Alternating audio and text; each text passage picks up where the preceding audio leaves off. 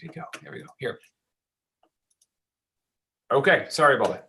So it's a pleasure to have with us today Bart Wilson, the Donald Kennedy Endowed Chair in Economics and Law from Chapman University. He's the founding member of the Economic Science Institute and founding member and director of the Smith Institute for Political Economy and Philosophy. His research uses experimental economics to explore the foundations of exchange and specialization and the origins of property. Bart, thanks for joining us at the Salem Center. Thank you for having me. So I'm going to, I can't share my screen. You should be able to, let me see, all panelists, okay. Okay, there we go. All right.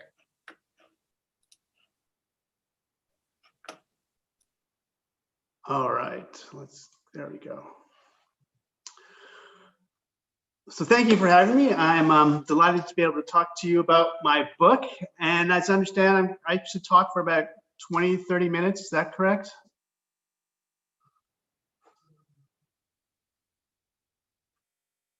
Sorry, yes, that's great. And then we have some questions. Perfect. All right, so let me give you an introduction to how I got into this, how I came to write a book on property. I'm an experimental economist by training, and most of my work throughout my career has been building virtual world models of the economy to ask certain questions and invite undergraduates to participate in them to see if I'm right or I'm wrong about how certain things about economics work. And in this particular kind of screen here is from a project that started in the mid-2000s with Vernon Smith and other co-authors, where we were interested in the foundations of exchange. How do people build a market from the ground up? We had been running experiments for a long time about giving people the rules for how to trade and then seeing how well markets work to allocate goods and services. And so this was a project to look at the other way around, instead of giving them all the rules, open up the action space and let's see what they build with it. And so we would give people over here a field to grow things in, and then a house in which to consume them. And in the first project, because we were interested in discovering exchange and then what that meant for specialization, people could move things from themselves, from their own field or house to somebody else's house or field. So they're able to move things to other people. And then the question is, how did the exchange networks develop from there?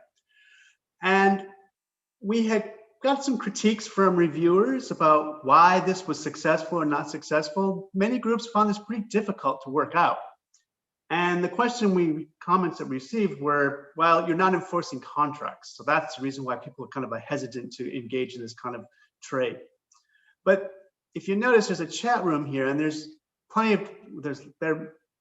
lots of information about how they're thinking about the problem given to us here.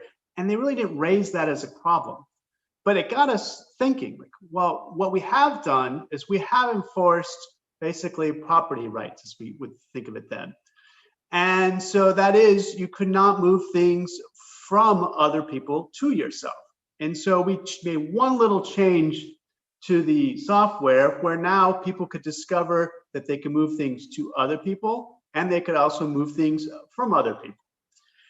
And what happened was things started flying all over the screen. Every time somebody moves something from someone, you see this red line. And instead of chat, we would see this chat room full of notifications that people have moved things from other people to themselves. And it was quite chaotic, and as a result, quite poor. They didn't discuss, there wasn't much specialization, there wasn't much trade, and 5 out of 6 sessions were very, very poor. And that was puzzling to us. We had run a lot of experiments where people were able to exploit gains from trade and work on this, but it never been this bad. And so that got me thinking about what was the environment that we set up. And a second version of this, I was interested in Alexson's work on whaling norms. And so maybe the problem was that we were kind of creating a world with an abstract set of fields and houses, and we didn't really know what the rules were. So let's get something more concrete. And that is, I have a prediction about what kind of rules come about when people are out whaling in the open seas. kind of rules that they had come up with hunting right whales, which is if the harpoon was attached to your boat and to the whale, no one would go after it. And when the prey moved off to the North America, they created a new rule called iron holds the whale. And that is if your harpoon is in the whale and you're in pursuit, then people would leave it alone. It's your whale. And we saw the same basic chaos. As you notice, here's a picture of a screenshot where several people are going after the same prey there at the same time. And as a result, they're wasting it. And so we're left with what's going on here? How to make this work? And so started reading David Hume and John Locke on property. And I noticed that they don't use the term property rights. So up to this point, I've been talking about property rights. The titles of the paper use the concept of property right. But it turned out that's a very new word. It's a very new concept. It starts in the late 1800s and it really takes off here in the middle of the 20th century.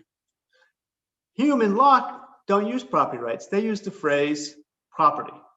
And in particular, it's this phrase of having property in something was a phrase that Locke uses, the phrase that Adam Smith uses, Sir William Blackstone, who is a major jurist of the age, all talked about having property. They didn't talk about property rights. So the question the question for me was, well, what's the difference? Is this a new word for an old concept, or is there a difference between what property and property rights are? And that's where I kind of started the project of what is property? And then why does our species happen to have it? Now, why do I tack on this second question? Well, I noticed that if I talk to my colleagues in the Humanities and Social Science College, that they would say property is this modern Western European construction. It's the reason why we have wars and quarrels in the world. But if I talk to my colleagues in the natural sciences and go to the biology department, I've been working with a primatologist, so I go to a couple conferences with biologists, and I talk about what I'm working on and interest in property. They would note that, well, baboons appear to have property in the harems of the females that they have, that dolphins appear to have property in the Spanish mackerel prey that they kind of collect and hold in their mouth, that chimpanzees tend to have property in terms of the territories they work, or wolves have in the territories that they have, that scrub jays tend to re-hide their caches of food if there's another scrub jay watching them, so as if they're protecting themselves from what we call theft. And so biologists would say there's properties all over the animal kingdom, and in the humanities and social sciences, property is just this that some people have. And then there's us social scientists in the middle who kind of dabble in both ideas. Well, yes, my dog has property in the toy that's in his mouth. He doesn't want to give it up. But also, Native Americans didn't have property notions like their European conquerors had. So kind of dabble in both these ideas. And so how far does property extend? How old is it? Is it a modern idea? How modern is it? Or how far does it go back? And that's my motivating question. And then when I put things together, first sentence of the first chapter is this claim that I attempt to defend throughout the book, that property is a universal and uniquely human custom. And this is a claim that's going to make neither the biologists happy nor the people in the humanities and social sciences. But it is a claim that borrows from both, and it is going down the middle. So I'm arguing as a humanities and social science person work that it is customary in a sense that only some groups of humans would have it. That would be their claim. Therefore, it's kind of a custom of certain kind of set of people. And I do think property is importantly grounded in a custom that gets passed on, it's taught, it's learned from generation to generation. It's not something we're born with. We have to be taught it. But the biologists also have a point. There's something about who we are as a species that would make this possible to be present everywhere. And so while it might, I'm going to argue it's not present in other animals, it is something in the human animal, and that is universal to human animal. And so that is the claim I attempt to defend. And then as I go through the book, I want to have the specific aim of explaining how we comprehend the meaning of property as a moral custom. How is it that it works? And that's where I make the differences with other animals, how we perceive the world of things and the rules and order that we develop about the world of things is specifically human. And that it is customary, and so there is something about being passed around such that different groups of people are going to have different rules. And so that that means that some people might have property in certain things and other people not. But as a species, there is a subset of things of the world, could be very, very small. I would argue it's tools, utensils, and ornaments by which every human community has property, and then somebody can say, this thing is mine. And so just to make sure I get the conclusion in here before I kind of go through different pieces of the argument, I argue that humans cognize the meaning of property as being contained in a thing. We think about the physical object and we give it abstract properties. Properties such that when that thing moves around and somebody picks up and takes it, it's still contained in the thing.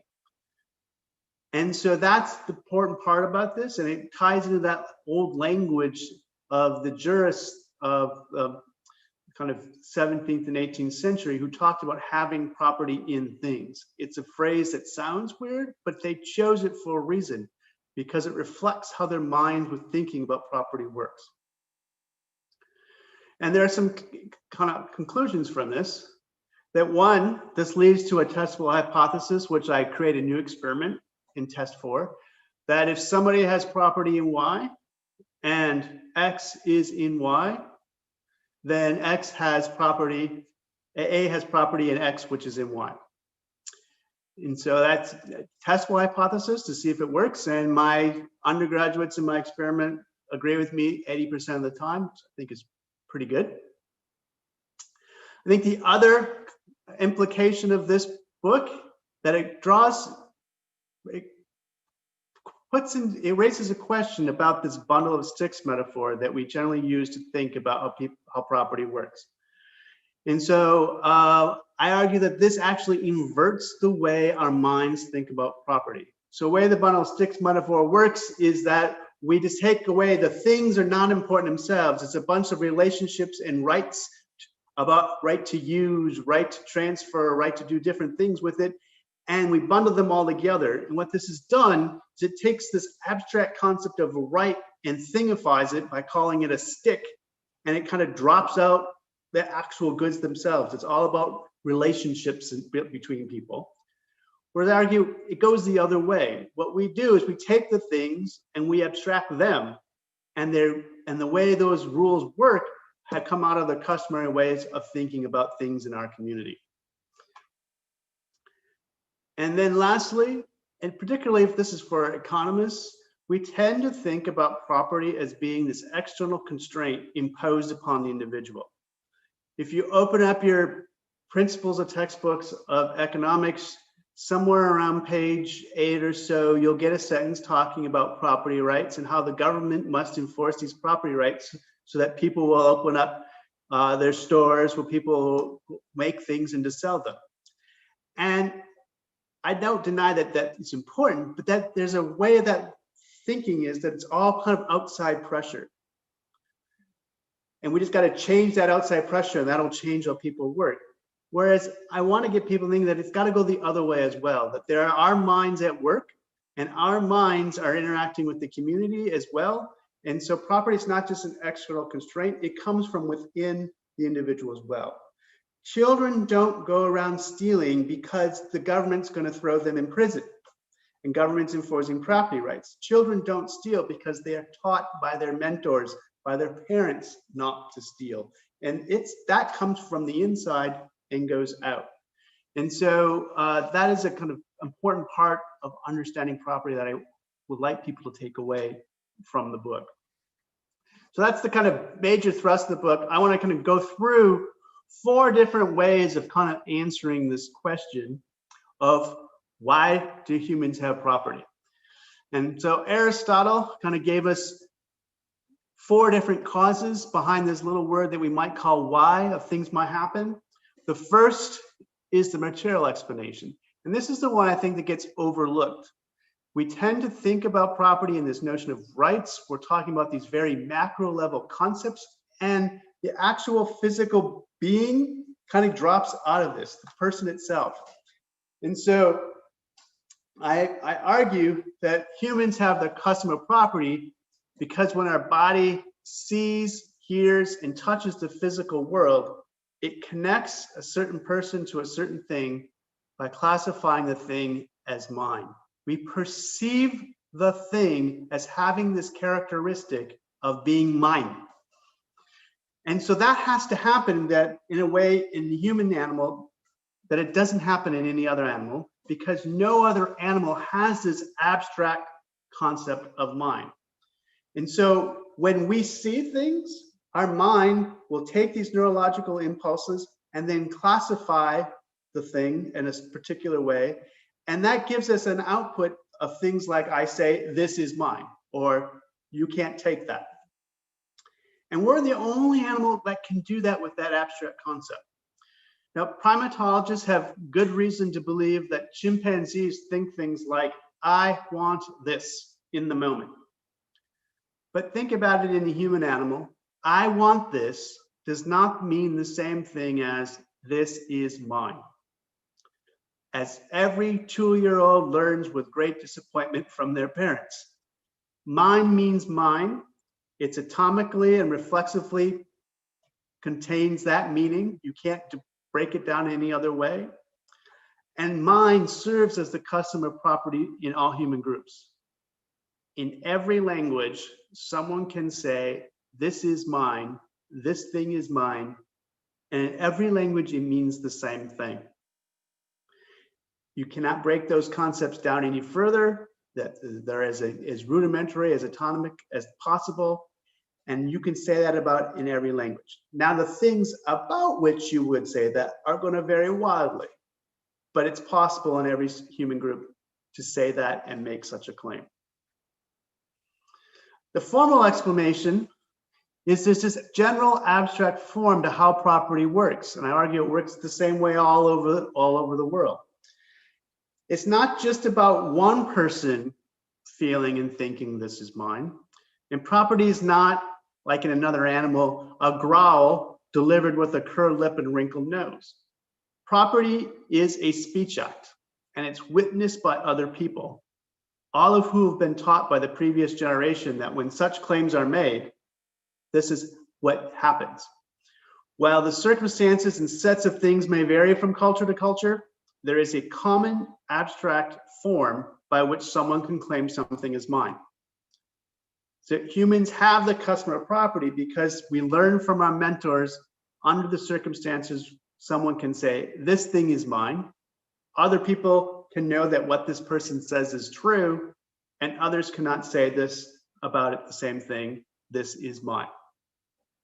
So this now kind of means that our minds have this form about it works, and then we can just apply it to different things. And so in some groups of communities, it's applied to tools, utensils, and ornaments.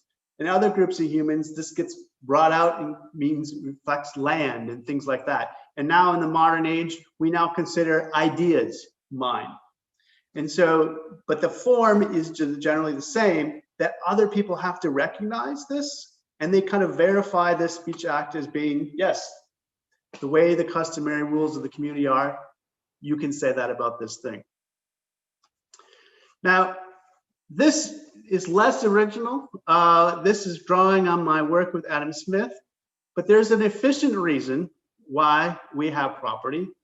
That's because when someone severs our connection to a certain thing, we resent the harm and injury we feel, and we attempt to defend ourselves by beating back that injury with some injury in return. So resentment is a sentiment that prompts us to retaliate. It isn't unique to humans. There's a reason why you don't poke a bear or even stand between a sow and her cubs. But what is unique to humans is that we turn our disputes over to elders, judges, and juries to sift through completing claims of this is mine. In a tribal species, we tend to share our in-group resentments and we empathize with our in-group injuries. So two conflicting claims of this is mine can easily escalate to group-on-group violence, which runs the risk of destroying the community. To mitigate such a disaster, humans have stumbled upon this tradition of using third parties to articulate the expectations of the disputants and what they should have been regarding this particular thing. So it's this harm that's coming out of people competing of claims of this is mine that leads us to come up with these rules of property. And then finally, the kind of ultimate explanation, the final one, is one that David Hume noted in the 18th century. He said, if material things were not scarce and people not by nature selfish and limited in generosity, we would not need the custom of property. There would be no conflicting claims of this is mine. We would be bonobos in abundant fields of leaves and herbs. But that's not the world we live in. Humans have the custom of property because it confers peace to a species which is, as the 17th century German jurist Samuel von Pufendorf put it, often malicious, insolent, and easily provoked, and as powerful in effecting mischief as it is ready in designing it. We practice the custom of property because proximately there is not a short supply of people with an equal or stronger hand who is going to challenge our claim of this is mine. And that is the biblical story of Naboth's vineyard. The uniquely human custom of property stood between King Ahab and the vineyard to protect Naboth from those who had a stronger hand to challenge his claim. And when Queen Jezebel suggests that Ahab king up and just take the vineyard from Naboth, it was not the custom of property that failed Naboth. It was Ahab's character that failed Naboth. Jezebel and everyone who practiced that custom, and they depended on it for their protection. The custom of property doesn't make us do evil things, but an ethical character restrains our unlimited thoughts of I want this, with a cultivated reciprocal respect for that is yours. Yours as is important to the concept of property as mine. And yours is very simply put, you can say about it, this thing is mine. And think about it, if I want somebody to respect my claim of this is mine, I need everyone else to use the concept of yours to respect that claim of mine. Only I can say this is mine. Mine refers only first personally to me. And so that means if I want other people not to take the stuff in my hands and to respect those claims of property, then they're going to have to use the concept of yours, which also reciprocally means I need to grant other people concepts of saying, you can say about it, this is mine. Yours works both ways. And so property goes in both directions. It goes from the individual to the community and the community to the individual. And it necessarily relies on these reciprocal relationships between you and me, between mine and thine. And so I will kind of leave it at that point right now and then kind of see where the questions go from there.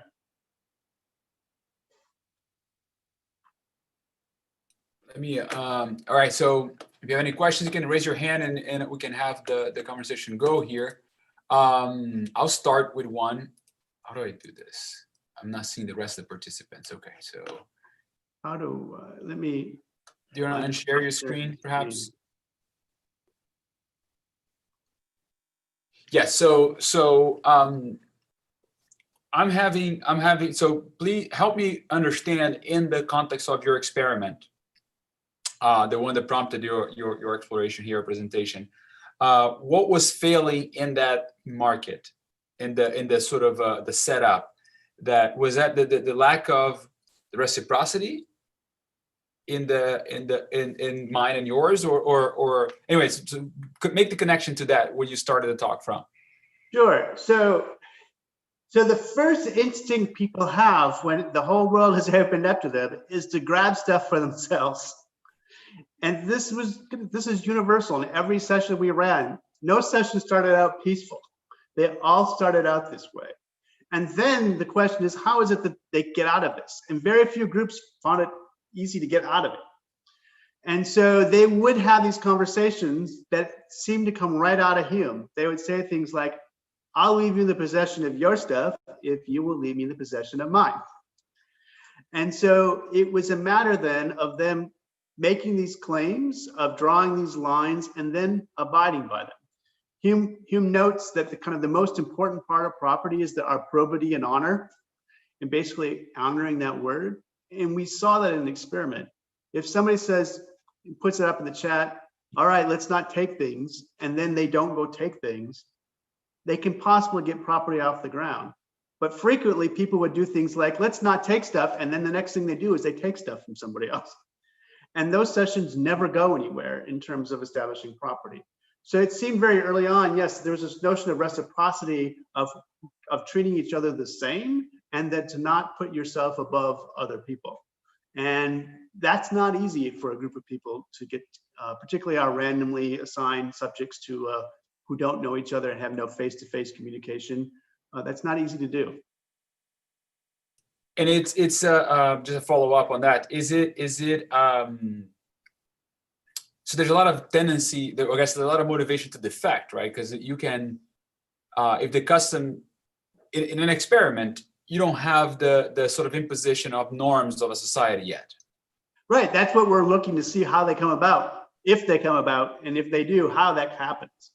And so we try to help them out, and all of our tools just made things worse. So for example, if there's a group of 8 people and there's just one bad person in there who's just kind of taking stuff, we gave them another group of people the tools to shun that person, to kind of just block them out so they can leave them alone.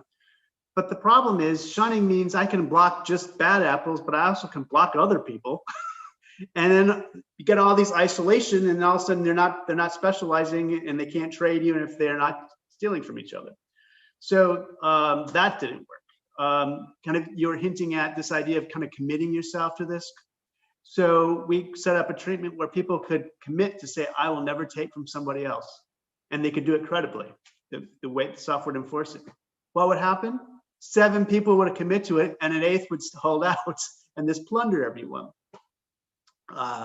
Some libertarian friends would talk about, well, some people have a comparative advantage, in protecting people from plunder. Why don't you give powers like that? So we allowed people who had them specialized the most and took the least. We gave them the power later on to protect people from the plunder of others. What happened? We gave that power to a woman, and she just started plundering everyone else. She protected herself and plundered everyone else. And they asked her, well, why are you doing this? Because she said, well, you weren't getting along with us in the beginning. And so these tools have to be embedded in kind of dispositions of the group. They have to come from within. We can't just kind of put them on the group from outside, because they have to want to be able to all agree to these, to basically abide by these rules. Let's see here. Anybody else in the audience? You can raise your hand, or I can make you speak. There we go, Greg. Go ahead.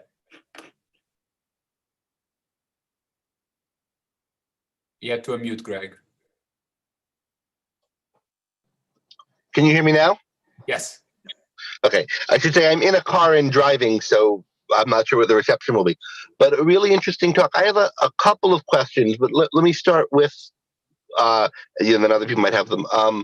The most fundamental. So could you tell me, I think I must have missed a little bit at the beginning, to what extent is there some analog in the game or the experiment to production? It's not just people grab stuff and then they trade it. Presumably there's some kind of farming you could do if you grab land, or is there any kind of making? And what kind of making is there in the experiment? So their choice is to decide how much time to allocate to producing 2 goods. So they can choose to specialize all in one or all in the other, or kind of divide that time up.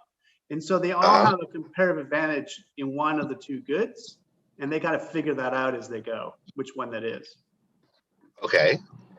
So that means they have to. be willing to invest more time into one good if they think there's benefit to it. Otherwise, there's no reason to specialize if stuff is flying around. What I'm interested in is the relationship between the things that you could have property in and the production. So, like in actual life, right, or at normal human life, you can pick berries, from unowned land, and then you might think of those berries as something you have property in, or you could cultivate some land and you get both berries and, on a Lockean view, you then come to own the land, and you're owning the land makes you able to. So makes you able to get more berries off of it. So what is the relationship between the acts of production and the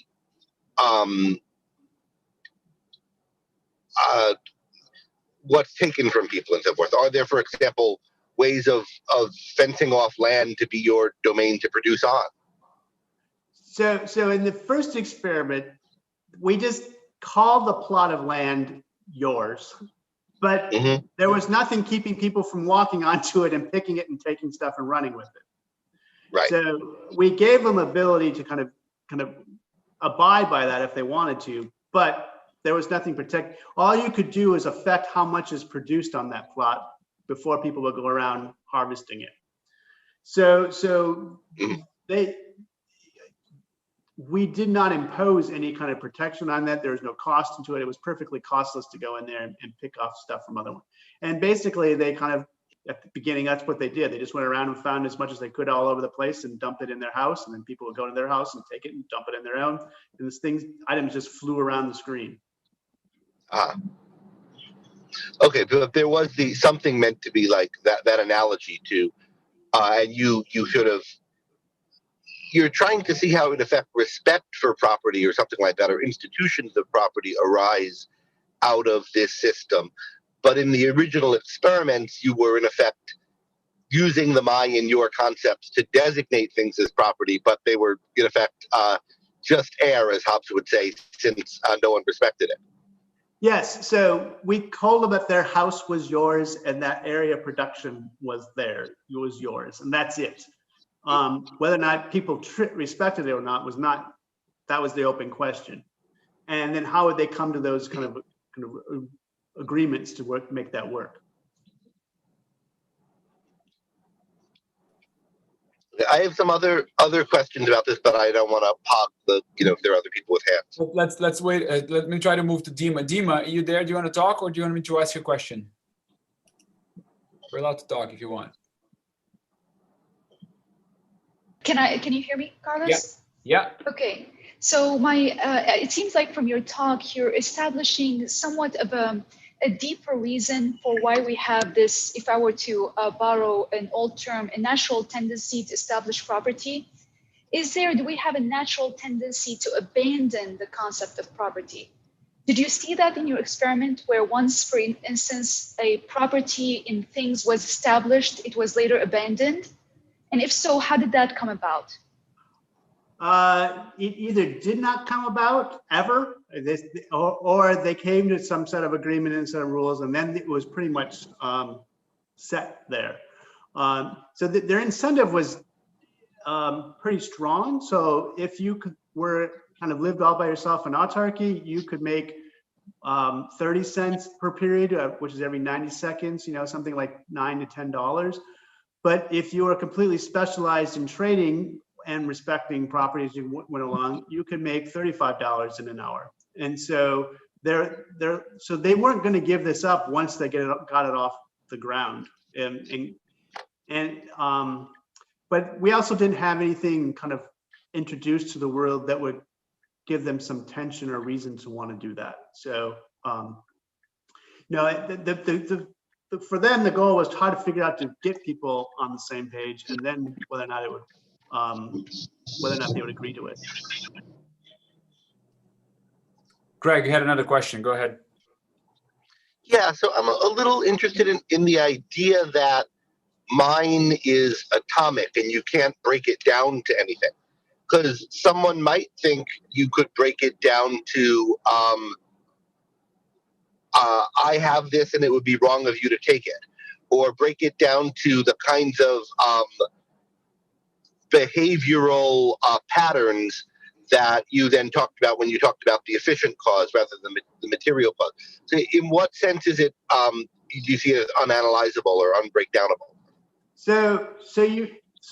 I rely on linguists for this claim, who argue that you can't really describe I in terms of mine and mine in terms of I.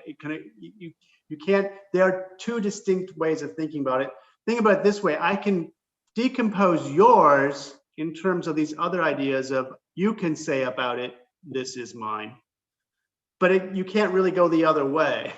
And so mine just means mine, and so it doesn't need to mean anything else besides that.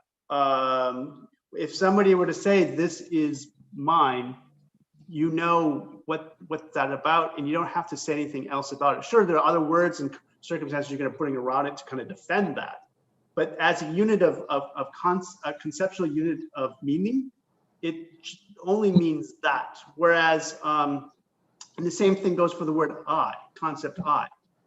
Only I can use this concept I to refer to myself, and can't use other ideas. Now, the concept of you is the same thing. Can't break it down any further. And so, kind of the evidence of that is how you can put it together with other concepts and build up kind of other concepts from it. The notice that you can break it down and parse it across languages.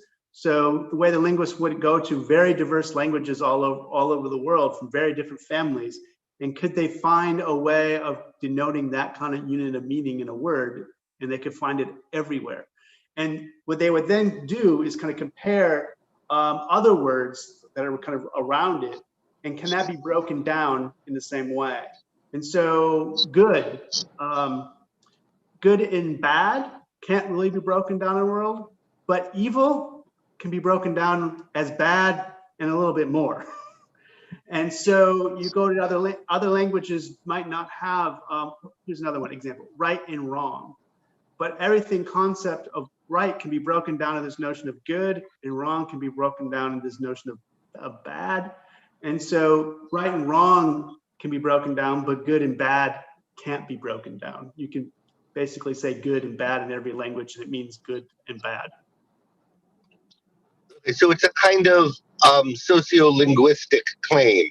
It's not about like the logic of what can be broken down, but if we go by, take a language that has the fewest words, which of these words will appear first?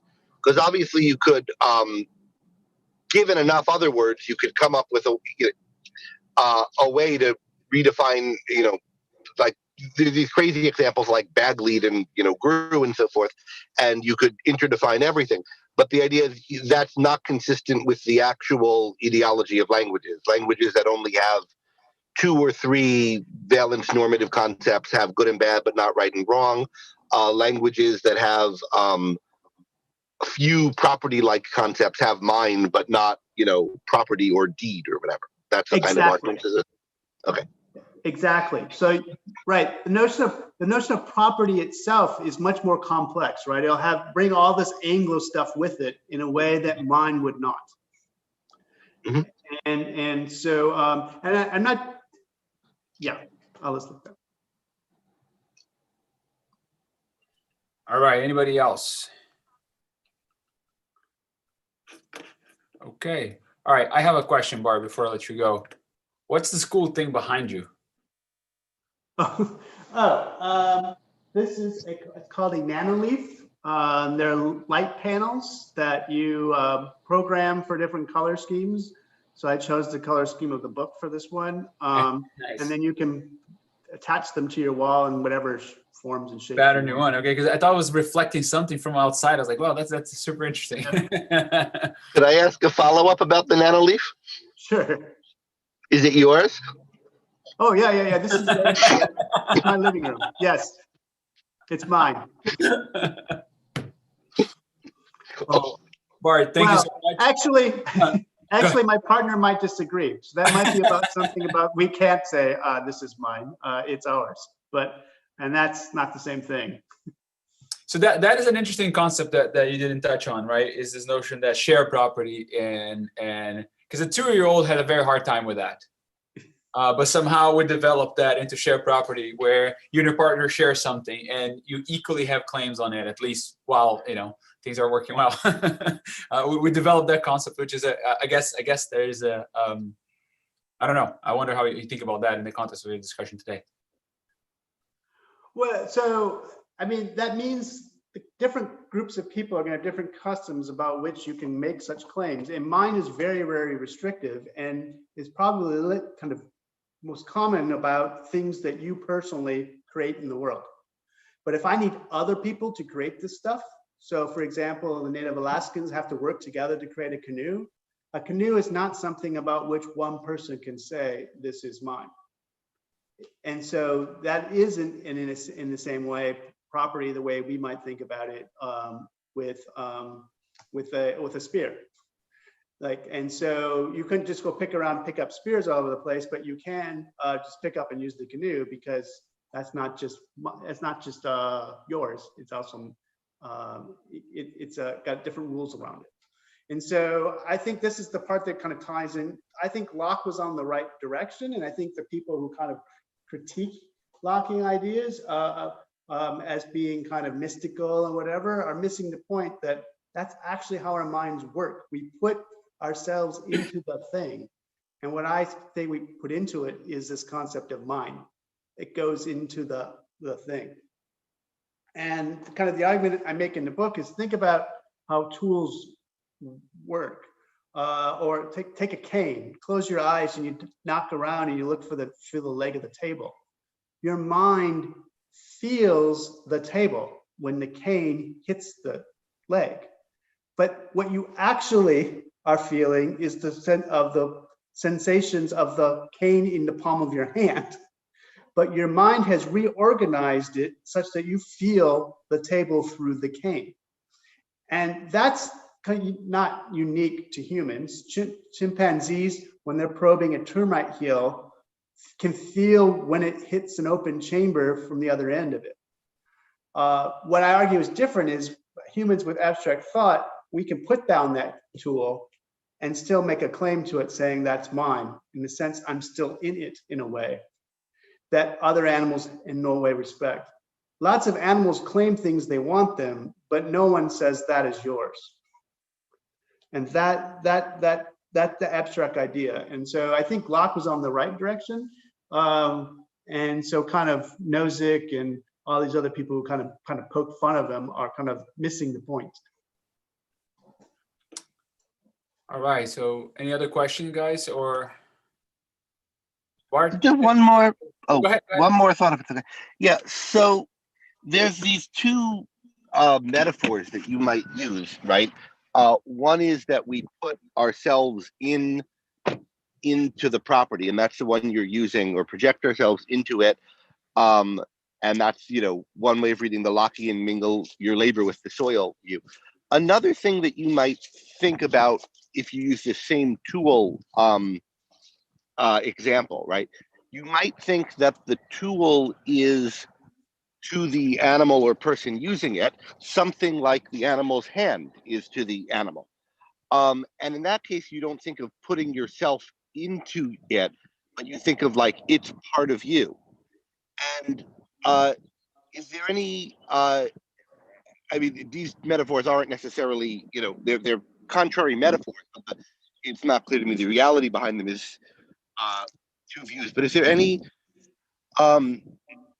evidence from the linguistics of it because you talk about my hand, my foot, my mouth, how is the my in property related to that the my of parts of myself? Well, so let's think I make the case, I'm not going to kind of defend it too strongly, but think of it, this is why I think this way of thinking about it raises the question of this notion of owning yourself. I think that's a modern idea with an abstract idea that always didn't quite sit right. And so I think mine cannot be located in the same place that I can be located. The concept I can be located. And so like point to yourself at your body, and you can say, this is mine. Mhm. Something doesn't quite work in that, but I can point to it and say, where this body goes, I go with it. The I contained in this body goes with it. And so, and I think the analogy then is, if I put mine in an external object of the world, then where the external object goes, my property goes in it goes as well. And so I in mine can't be in the same physical location, is what I'm arguing, how our minds work. And that it's meant to be put into things external to us. But how we make that connection, that's the trick. Like, where does that happen in moments of creating stuff? Or here's the key part for economics. This is mine. I say, this is not mine, this is yours. And you take another item and you say, this is not mine, this is yours. And now these two things have switched. And now my mind is in a different thing and your mind is in the other thing. And we basically established trade. So And I think that's how it has to work, and explains why other animals don't do that magic trick. So I agree that there's something awkward or strange about the kind of thing you often have in libertarianism about self-ownership. You imagine that you own your body and then you extend that notion to other things. And that's certainly not a way ordinary people talk. And it's weird to think of owning yourself. And I agree that the sense of I is primitive to that. But saying this is my hand, or get your mitts off of you stop touching me, this is stop touching my arm, start touching my leg. That sense of my is a perfectly normal part of the English language, and I would think every other language. And you might think that what's happening is that it's not an issue of you have ownership in the self, but that there's a primitive sense of my that refers to parts of the self. And that primitive sense of my gets extended to the my of ownership, the my of property. So is there any linguistic evidence pushing one way or the other on that? Well, I think that would be that the concept of my is not actually mine, that mine is different than my. And put it this way, they're not interchangeable. I didn't say this sister is mine or this is my sister. The mine don't work the same way there. And so I think the my as is modifying the thing in a different way than the way mine works. And now it's not to say that we haven't done, older English actually does use the word mine in that way, but I still think there are two different senses of mine being used in a sentence there. And so saying my love versus love of mine is slightly different, and that mine is drawing on something I think deeper than just plain old my. Very well. All right. Bart, thanks for joining us. And Glad to be here. hopefully next time we can do this live and not through the screen. Yes, I would love to visit Austin. That would be great. All right. Thank you so much. Thanks. Bye-bye. Bye.